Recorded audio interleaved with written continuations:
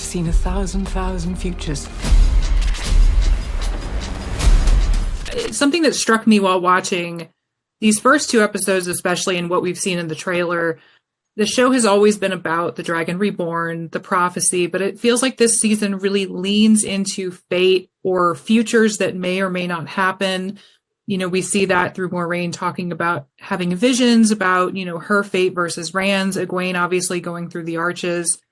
But I wanted to know from a performance standpoint, and Josha, maybe you can speak to this as well, what is it like to get to play out those futures, even if it's only for the span of a single scene sometimes? We come to learn why she has experienced that. She goes through a very testing period where she sees multiple futures and multiple possibilities of what the future holds play out, and she has to decipher and unravel the ones she feels are likely to, or more likely to come true. And it's a very destabilizing moment. And of course, one's questioning with all these people that you're on this journey with, are your futures intertwined or not? You know, are Moraine's and Rand's destinies intertwined? Are Moiraine and Lan's destinies intertwined? Or is there a point of separation approaching?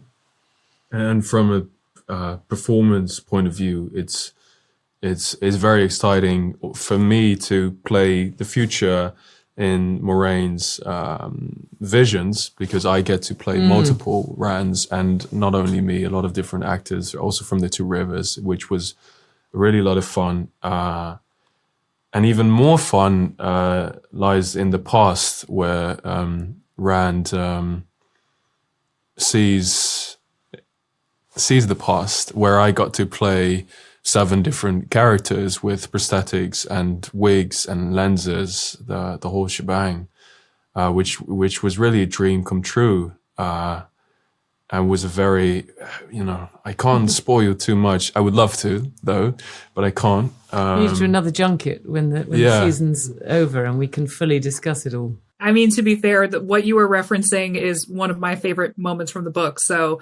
I know exactly what you're talking about.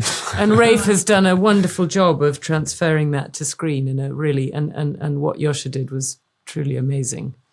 So I'm excited for you to see it. Rosamund, I did want to ask you too, the end of season 2 kind of hints at this, but these initial episodes are where we really see this sort of tenuous partnership between Moiraine and Lanfear. And I wanted to get your thoughts on whether this is sort of the enemy of my enemy is my friend, situation. Like, how much slack is she kind of really willing to give Lanfear, at least while they have a current shared priority in Rand? Well, it's a very, it's dicing with the devil. It's Lanfear is definitely a character Moiraine is hyper wary of. She's unpredictable. She's changeable. She has powers that Moiraine has no facility with. For instance, entering Teleran Riod, she can do things in dreams that are dreadful. She can murder in people's dreams. She's incredibly dangerous, Lanfear. But Moiraine is bolstered by her knowledge of before the breaking, Lanfear loved the Dragon Reborn. So she feels that her love for Rand, or her whatever is Lanfear's obsession with Rand, will mean she won't kill him. But she feels the other Forsaken are definitely would want to kill Rand. And so perhaps to keep one of them closer is not a bad idea. Because there's certainly no way Moiraine herself can do battle with the Forsaken. This first episode, it feels like a nice reunion of everyone together at first. But I think one thing that really struck me is that this group feels very weighted down by everything that they've been through while they've been apart, especially in season 2. You can feel their experiences and kind of what has led them all to this point, where it doesn't feel like things are ever really going to be the same for them anymore. And I'm wondering, Josha, for Rand, what forces him to have the realization that this is a turning point for these friends and they're not the same people they were when they first left home? I think he knows the whole way through in episode 1. I think Rand can really see where everyone wants to go, though they haven't told him. Like, there's a moment with Perrin. I think Rand is just trying to help Perrin to say that he actually wants to go home. And I think Rand realizes that they don't have to carry all of that weight that he's carrying. They don't have to go with him the whole time. And then I think he also realizes that there's more for them as well in the future. There's big responsibilities there, and that it's not only about him. And like you said, it's good to have them around because it feels like home. And I think in that moment they really need it, but it's nostalgia. And in order to get to the next place, they have to leave each other behind. And with a little bit of help from Moiraine, that makes it just a bit easier to separate. I mean, just to wrap up, your characters have a very telling conversation in this first episode where Rand basically tells Moiraine to her face, you can't tell me what to do anymore. And I think you can tell by the look on her face that she kind of feels that. What does that exchange do to really set up the type of dynamic that they're going to have through season 3? Well, I think, for Moiraine, it's a double-edged sword because it's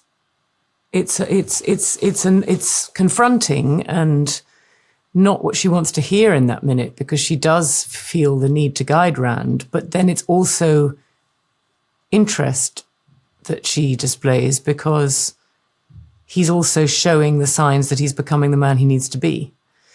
So, it's very important that Moiraine doesn't obstruct that because it's what she needs. Her job is to guide the Dragon Reborn to be ready to face the last battle. So all those moments where he shows mettle and strength, as well as frustrating her immediate purpose, it's gainful for her long-term purpose. And apart from the maze of words they can get into throughout the whole season, I at least for Rand, it feels like whenever he's with Moiraine, it kind of shows the state he's in, because he does reveal more in a way because of the conflict than with other characters. So you can watch the season like that. Whenever you see a Moiraine Rand season, it reveals a lot. And Moiraine has to, there are times in the season where we see her having to ask Rand for help, which is a very unfamiliar position for her to be in. So there's this dialectic of submission and control. Which is how you build trust, right? Sure. People think it's by giving help, but most of the time it's actually asking for help. I mean, I'm sure you can't say any more than that, but I appreciate all that you've said already. I am all out of time. Thank you both so much. Honestly, Thank you. It's always a pleasure to talk Wheel of Time.